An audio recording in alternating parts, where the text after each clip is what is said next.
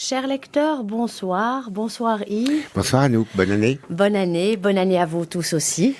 Alors ce soir, on se retrouve enfin ensemble pour débattre et discuter un petit peu autour de ce nouveau livre, de ce nouveau roman de Michel Houellebecq qui s'intitule Anéantir et qui a été publié chez Flammarion.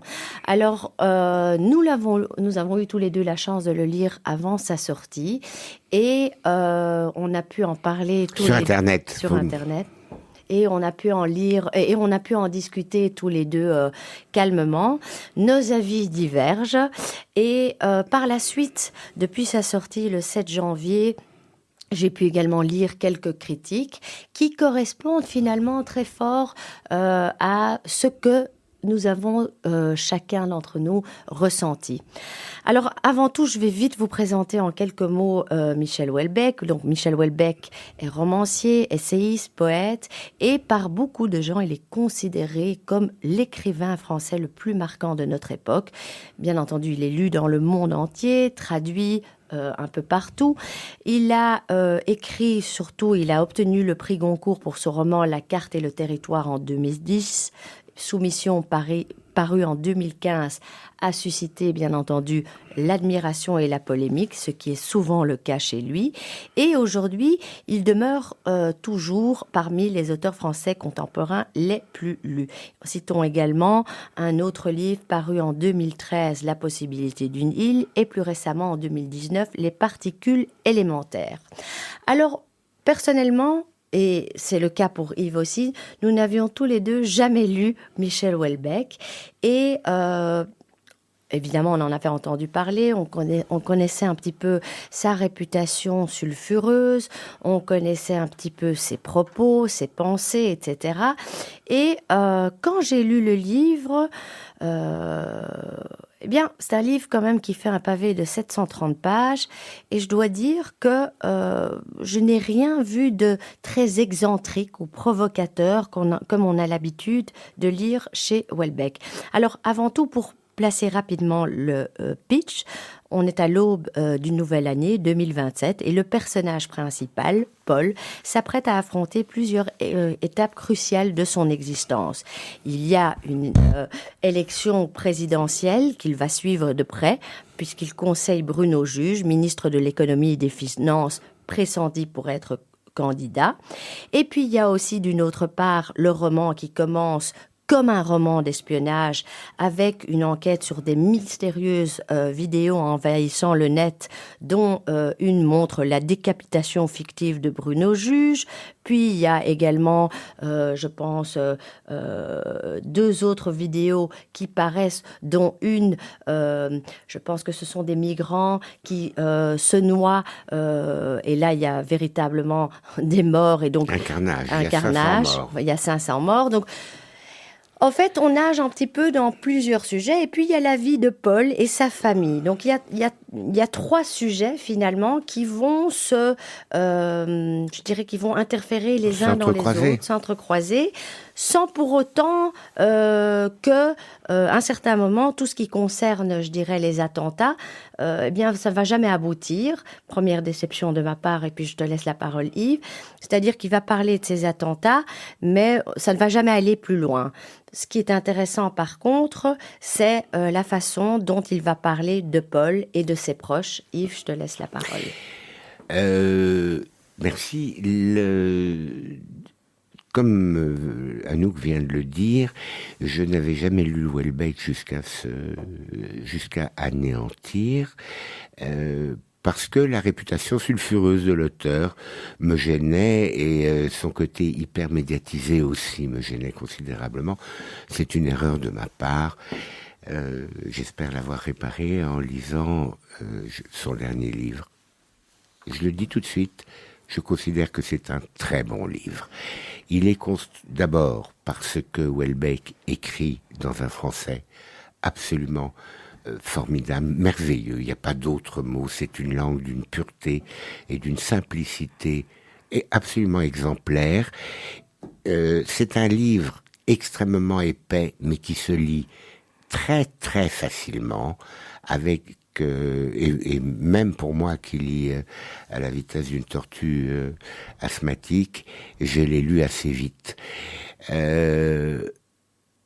Que la construction du livre est une construction qui m'a beaucoup intéressé, parce qu'en fait, Houellebecq part d'une situation très générale.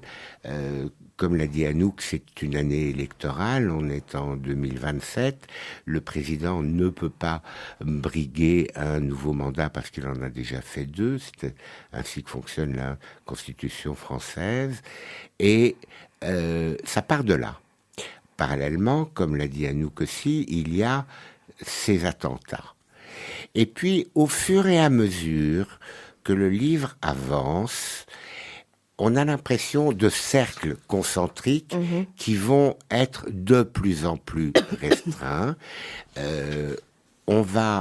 Il va laisser de côté la question terroriste, il va laisser de côté petit à petit l'élection elle-même pour se concentrer sur Paul et sa famille, et au bout du bout, sur Paul et sa femme. Parce qu'il y a un événement déclencheur dedans, qui est un événement important. Le père de Paul, qui a été un personnage certainement extrêmement important de la DGSI, fait un accident vasculaire cérébral, et heureusement, il est hospitalisé très très vite dans un très bon hôpital lyonnais. Et à partir de ce moment-là, Paul, qui avait des relations distantes avec son père, avec sa sœur, et encore plus avec son frère Aurélien, va se rapprocher d'eux parce que le point commun, c'est le père. Et je dois dire que c'est très bien fait. C'est très très bien fait. C'est vrai que ce que dit Yves, alors moi je trouve que c'est, comme il dit, on part d'une généralité, c'est-à-dire on parle de la politique, on parle d'attentats, et petit à petit, effectivement, on se concentre sur le noyau principal de l'existence, finalement, de chaque individu, qui est la famille, qui est la maison, les proches, etc. Et finalement, ça reflète un petit peu ce qu'on vit aujourd'hui, qui est ce retour vers une forme d'individualisme où on se recentre davantage sur soi-même plus que sur tout ce qui est autour. Et je pense que c'est peut-être ça que Houellebecq essaye de nous montrer, parce que c'est vrai, je trouve que la partie des attentats, ce qui m'a ennuyée, c'est que elle n'aboutit à rien, et donc elle prend quand même une 150aine de pages. De même que l'élection, oui, elle a son importance dans l'histoire, parce que on découvre Paul dans sa carrière, je dirais, professionnelle. Mais là où Houellebecq est fort, mais malheureusement, je l'ai senti surtout à la 400e page, c'est quand il commence à parler de famille. Alors, il aborde plusieurs sujets. Il y a d'abord donc Paul et sa femme Prudence, qui redeviennent après des années un couple, qui recommence à avoir une sexualité, et qui, finalement, le désir revient. Donc c'est déjà un sujet qui est traité, c'est le retour du désir dans le couple. Il y a aussi la maladie, la santé, la façon dont les personnes âgées sont aujourd'hui traitées dans les EHPAD.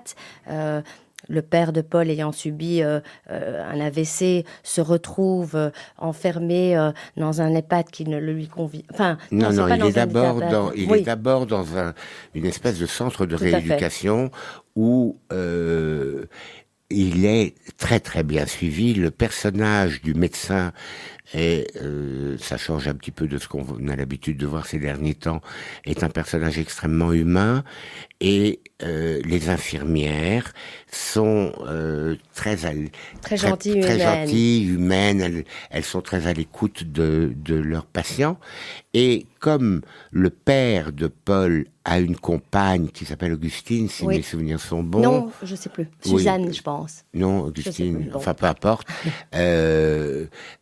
Comme elle est extrêmement amoureuse de son compagnon, elle s'installe à l'hôpital et elle fait Elle commence à s'occuper elle-même. Elle commence à s'occuper beaucoup de lui.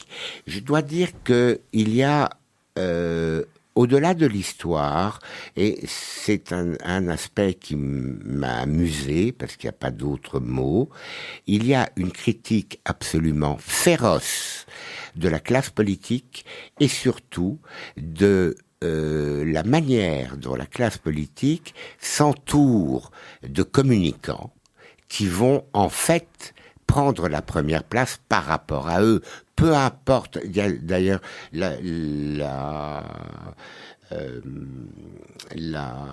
directrice de cette agence de communication qui s'occupe de celui qui sera le futur président dit à un moment donné, peu importe ce que l'on dit, l'important c'est de le dire. Et donc d'occuper le terrain. Alors il y a cet aspect-là, très critique. Mais je voulais revenir, surtout que tu reviennes sur... Il y a l'aspect... Sur le père. Il y a la manière dont le père est traité. Il y a une description de ce que sont les EHPAD. Exactement. Et qui est quelque chose tout simplement qui fait honte. Comment peut-on traiter des êtres humains de la sorte? Voilà, il y a tous ces à côté, c'est-à-dire que par le biais de cette saga familiale finalement, parce que c'est de ça dont il s'agit, je suis pas tout à fait d'accord avec ce que dit Anouk à propos de l'individualisme. C'est pas un individualisme, c'est dans cette société qui déborde de toutes parts et que dans laquelle personne n'arrive véritablement à trouver une place qui est la sienne, le recours est le recours à la famille. Parce que Bruno juge qui a une vie familiale extrêmement difficile, il a une femme impossible, tombe amoureux de son coach. Et Bruno Juge, qui est le futur ministre. Le futur ministre de coaché par l'économie. Paul. De l'économie et des finances. Et là aussi, dans sa vie à lui, tout se rassemble autour de lui, comme dans la vie de Paul, tout va se rassembler autour du père. Et il y a d'autres sujets qui sont encore traités, c'est-à-dire qu'on a toujours connu un Houellebecq par rapport à la religion, je dirais, qui est peut-être plus dur. Et là, le portrait qu'il fait de la sœur dévote de Paul est un portrait finalement assez attendrissant. Il y a aussi cette importance du retour à la terre, aux origines, au monde agricole, je dirais, par rapport à ce monde capitaliste rural. Voilà, le retour à la vie rurale par rapport au monde capitaliste. Donc, finalement, je dirais que Houellebecq est un parfait cartographe, je dirais, qui donne une parfaite image de plusieurs sujets qui sont actuels, mais je trouve que la construction du roman va un petit peu dans tous les sens, même si, comme Yves le dit, c'est merveilleusement écrit.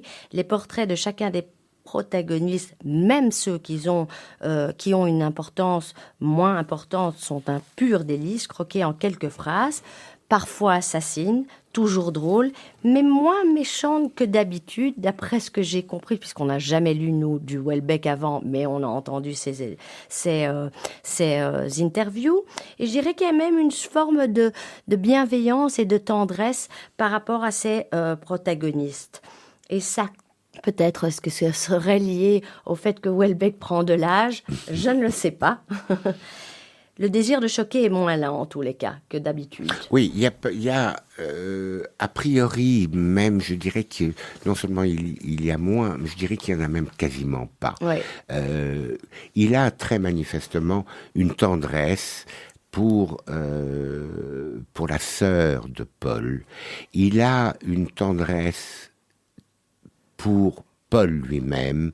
Il a une tendresse pour ce couple qui, au début du livre, vit dans le même appartement, mais qui est un duplex, mais complètement séparés. Ils vivent à deux, chacun à un étage différent, et qui petit à petit vont se retrouver. Et Paul va tomber gravement malade, et Prudence va être en permanence à ses côtés. Elle ne va pas le lâcher une seule seconde. Il y a surtout aussi, je t'interromps un instant, des réflexions sur la mort qui sont tout simplement divines, et sur la vie écoulée qui, moi, m'ont laissé bouche bée. Oui, il y a tout cela, et puis il y a comme le dit Anouk, les personnages sont très bien croqués. Paul a un frère qui s'appelle Aurélien, et qui est certainement un très très gentil garçon, mais sans grande épaisseur. Et Aurélien tombe amoureux de l'aide-soignante ou l'infirmière, je ne sais pas, qui s'occupe de son père. Et à un moment donné, il parle trop, et les choses tournent mal. Et à ce moment-là, parce qu'il n'arrive pas à faire face à ce qu'il a fait,